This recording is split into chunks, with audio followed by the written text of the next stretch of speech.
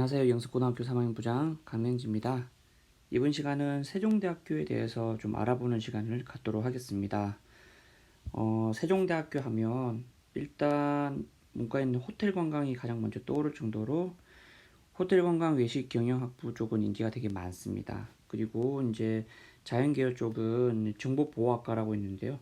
이쪽이 유명하기 때문에 이 두 학과의 경우는 내신 성적뿐만 아니라 비교과의 전공 집값까지 굉장히 뛰어나야지만이 합격할 가능성이 높다라고 이해하시면 될 것 같습니다. 그리고 최근에 이제 세종대에서 밀고 있는 학과가 또 있는데요. 그 부분이 이제 우주 관련된 기계항공우주공학과거든요. 이쪽 관련 부분도 대학이 점점 이제 많이 밀고 있어서 입결이 조금씩 높아지고 있는 추세이다라고 이해하시면 될 것 같습니다. 요 이제 포털에서 간단하게 이제 세종대에 대한 걸 좀 알아보면요. 세종대는 일단 크게 두 개입니다. 학생부 교과와 학생부 종합 두 가지인데요. 이게 사실 작년이랑 바뀐 게 거의 없습니다. 전형명도 학생부 우수자 똑같고요. 종합에서는 창의인재 전형으로 똑같습니다. 다만 이제 조금 모집 단위가 이제 점점 교과 부분은 이제 줄고 있다라는 부분. 세종대뿐만 아니고 세종대 주변에 있는 이제 그 라인이라고 하는 뭐 국숭세단에서 이제 국민대를 제외하고는 조금씩 교과 라인들이 모집 인원들이 많이 줄고 있습니다. 세종대가 한 60명 정도 줄었는데요. 그 다음 소개할 뭐 단국대 같은 경우도 더 많이 줄었습니다. 이쪽 주는 부분이 세종대만 영향을 미치는 게 아니고 교과 라인에서 다른 쪽 대학들도 영향을 미칠 수 있는 부분이기 때문에 올해는 교과 라인 쓰는 게 조금 신중하고 보수적으로 아마 생각을 좀 해야 되지 않을까라는 생각을 좀 가지고 있습니다. 종합은 작년에 비해서 좀 많이 늘었죠. 이 는 부분은 아마 뒤에 좀 설명을 드리겠지만 새로 이제 신설된 이제 학과가 두 개 있습니다. 거기서 는 부분도 포함을 하기 때문에 전체적으로 많이 늘진 않았지만 그 과에서 조금 일부 는 부분 좀 있다라고 이해하시면 될 것 같습니다. 세종대 하면 이제 또 군계학학과가 또 있죠. 이제 한양대 에리카 쪽 부분이긴 한데 한양대 에리카, 충남대, 세종대 가지고 군계학학과가 있습니다. 이렇게 국방 시스템 공학이랑 항공 시스템 공학이 있는데요. 이쪽은 이제 관심 있는 학생들은 아마 좀 지원하면 좋을 것 같은데 요 관심 있는 친구들은 아마 일반적으로 육해공사에 좀 고민을 하고 있는 친구들이 아마 지원을 좀 해보면 어떨까라는 생각을 가지고 있습니다. 육사나 해사나 이제 공사 같은 경우도 수시 6개 이제 지원하는 카드엔 들어가지가 않죠. 근데 그렇다 보니 이쪽에 지원하는 친구들이 만약에 떨어지거나 한다면 아마 세종대나 한양대, 충남대 이쪽 부분도 아마 조금 노려보지 않을까라는 생각을 좀 가지고 있습니다. 전체적으로는 해군 장교랑 이제 공군 장교를 뽑는데 이거는 총 7년간 의무 복무 기간이 있고요. 특히 이제 요 항공 시스템 공학 쪽 있죠. 특히 항공 시스템 공학 쪽은 비행 교육 수용자까지 한다면 13년의 의무 복무가 있습니다. 그리고 대략적으로 설명은 따로 이제 학생부 교과랑 종합 쪽에 설명은 안 드렸지만 1단계 이제 100% 교과로 해서 5배수 선발한 이후에 면접과 이제 실기가 따로 있는 전형이라고 이해하시면 될 것 같습니다. 두 번째 학생들이 이제 되게 이제 세종대 하면 학생들이 되게 좋아할 만한 과들이 좀 있거든요. 우리들이 좀 선호하는 과들. 뭐 호텔 관광도뿐만 아니고 소프트웨어 융합 학부들 그뿐만 아니라 다른 과들도 창의 인재 전형으로 되게 많이 뽑습니다. 그러니까 우리가 조금 선호한다, 좀 나 이거 가고 싶은 평소의 과다라는 부분은 대부분 학생부 우수자 전형보다 그러니까 교과 전형보다는 창의 인재 전형인 학생부 종합 전형으로 많이 뽑는다. 그렇게 이해를 하시면 될 것 같고요. 조금 약간 비인기 학과 있죠. 비인기 학과는 학생부 우수자 전형인 학생부 교과 전형으로 좀 뽑는 인원이 훨씬 많다라는 거 이해하시면 될 것 같습니다. 좀 전에 이제 설명을 드렸듯이 올해 이제 두 개 이제 과가 신설됐는데요. 이게 이제 스마트 생명산업융합학과라고 생명공학과 같죠. 그쪽 부분에서 파생된 부분이라고 이해하시면 될 것 같습니다. 거기다 이제 스마트라는 개념이 이제 추가가 돼서 이쪽에서 꽤 많은 인원이 뽑고요. 인공지능학과라고 해서 굉장히 많은 인원이 뽑습니다. 제가 알기로 한 60명 정도 뽑는 걸로 알고 있는데요. 요 두 개 학과가 이번에 신설돼서 학생부 교과 전형에서는 13명, 두 개과 합쳐서 종합 전형에는 22명을 뽑는다. 그 외에 조금씩 뽑고 아마 저기 정시로도 꽤 많이 뽑는 걸로 알고 있습니다. 그래서 그러니까 결론은 뭐냐면 실제적으로 이 두 개 과가 이제 신설되다 보니 원래는 이제 교과에서 한 60명 줄었죠. 근데 그거보다도 더 오히려 훨씬 더 많은 인원이 줄었다라고 이해하시면 될 것 같고요. 종합전형도 실제로는 한 60명 가까이 이제 60명 정도 늘었지만 요 두 과에서 이제 늘어난 거를 제외하고 나도 한 40명 정도 종합전형은 약간 는 정도다라고 이해하시면 될 것 같습니다. 저희가 이제 그런 기회를 조금씩 설명을 드리는 게 최상위권은 그런 기회 학생들이 생각보다 많지 않습니다. 많지 않아서 개인적으로 이제 그런 기회인 학생들이만 1등급 때 있으면 2등급 때 있으면 이제 얘기를 하는데 그런 기회는 주로 이제 3등급, 4등급이 생각보다 꽤 많죠. 학교마다. 그렇다 보니 3등급, 4등급으로 이제 갈 수 있는 그런 기회 쪽 분야를 이제 조금씩 설명을 저희가 하는 편입니다. 이제 그러다 보니 숭실대도 이제 설명을 드렸고 이제 세종대도 이제 설명을 좀 드리는데 세종대 같은 경우는 이 고른기의 전형이 농어촌 전형을 포함하고 있습니다. 저희한테 이게 되게 중요하거든요. 이 고른기의 전형에 농어촌이 있느냐 없느냐에 따라서 입결이 너무나 차이가 나기 때문에 이 세종대에서는 고른기회가 농어촌을 포함하고 있기 때문에 저희는 세종대 같은 경우는 쓰지 않는 걸로 하겠습니다. 예, 농어촌이 우리가 알고 있는 예전에 그 농어촌이 아닌 경우가 많아서요. 우리 학교는 해당 전형 지원에 가능한 학생들은 여기에 쓰지 않는 걸로 한다.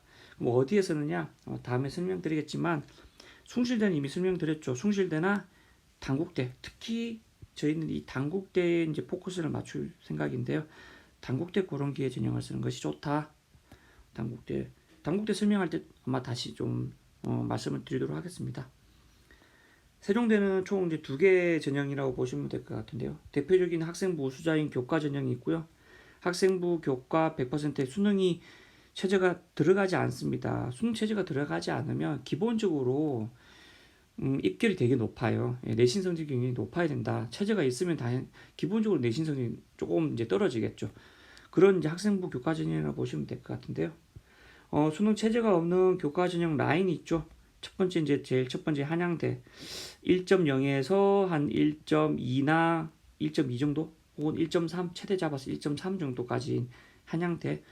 그 다음에 이제 아주대와 이제 세종대 약간 라인이 비슷하긴 하지만 그래도 이제 아주대가 조금 높죠. 아주대, 그다음에 세종대, 광운대, 뭐 한국외대는 이제 자연계열 쪽이 있죠. 그다음에 명시대, 상륙대 이쪽으로 가는 수능 체제가 없는 라인, 인서울권에 없는 라인들인데요. 결국 그렇다 보니 한양대, 아주대 다음으로 이제 인서울 대학이다 보니 내신성이 되게 높겠죠. 굉장히 높습니다. 또 높아서 그게 높은 데다가 올해는 모집 인원이 60명 정도 줄었어요. 예, 줄어서 어떻게 해야 되느냐 사실은 3년치 이제 쭉 합격자 내신 추이를 보면서 올해는 좀 약간 보수적으로 이제 판단을 할 필요가 있다. 충원율을 좀 고려하더라도 인문 계열은 1등급 때 중후반은 되어야 되고요. 자연 계열은 2등급 초반까지 가능한 과가 있긴 한데 그렇지 않다면은 아마 올해는 조금 더 보수적으로 접근을 해야 되지 않을까.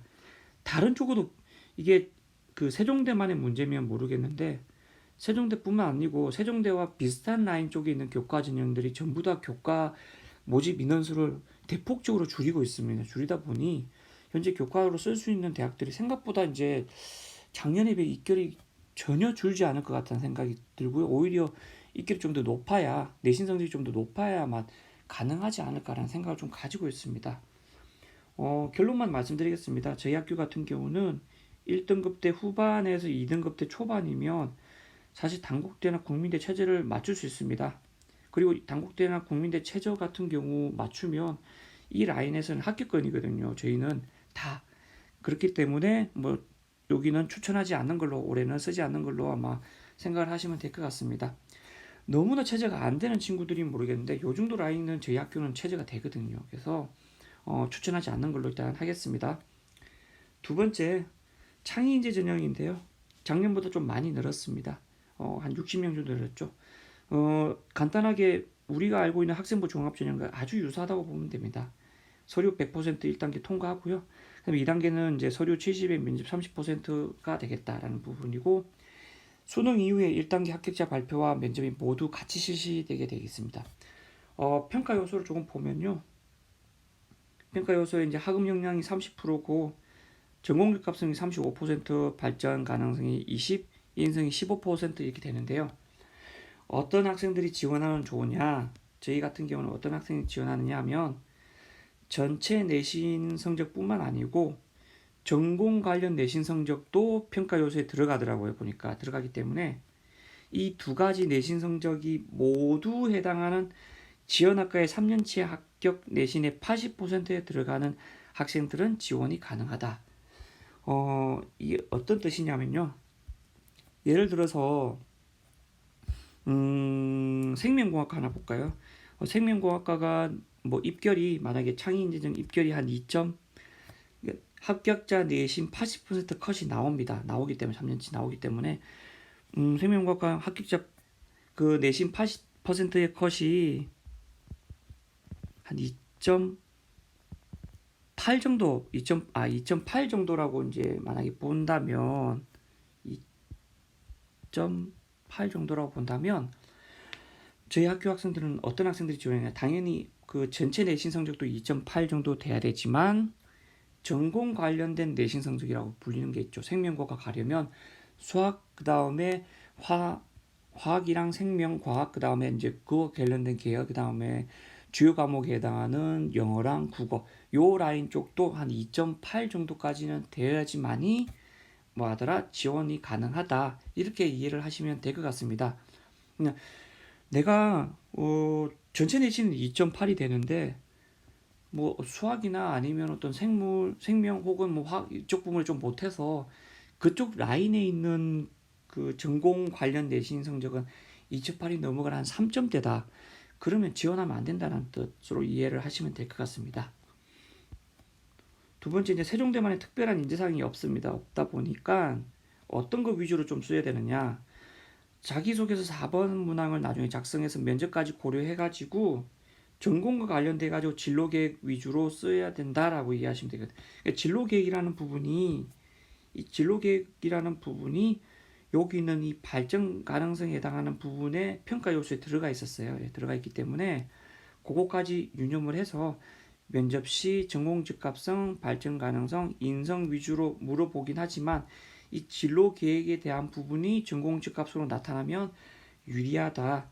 즉 기본적인 어떤 서류 평가에서도 유리하고 면접 평가할 때도 이쪽 부분이 들어가면 유리하기 때문에 전공 관련돼서 진로 계획 쓸 때 조금 깊이 있게 내 관련된 전공과 관련해서 진로 계획 위주로 어떻게 짜면서 하면 좋을지를 판단을 해야 될 것 같습니다.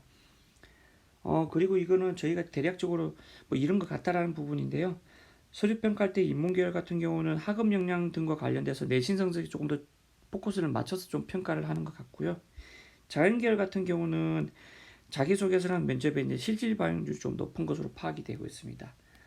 그래서 저희 올해 이제 세종대 저희 학교 같은 경우는 어떻게 이제 포지션을 좀 잡고 할 예정이냐. 일단 올해 아까 요 봤던 군계약학과는 저희 이제 이미 이제 뭐 조사를 해봤더니 없었어요. 그래서 이쪽은 저희가 안 쓸 거고요. 그 다음에 고른기에도 저희는 이제 올해 이쪽은 안 쓰는 걸로 하고요. 학생부 우수자 전형도 저희는 이제 안 쓸 겁니다. 그리고 이제 결국은 쓸 수 있는 부분은 뭐다? 창의인재 전형 쪽 부분에 어떤 학생들을 쓸 거냐면 요쪽 두 번째 칸이라는 게 아까 제가 말씀드린 이 칸 있죠.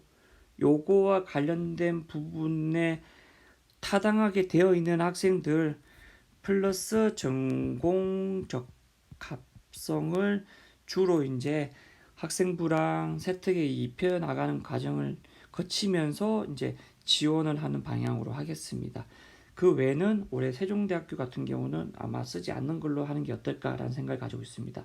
자, 이상으로 세종대학교 편 마쳤습니다.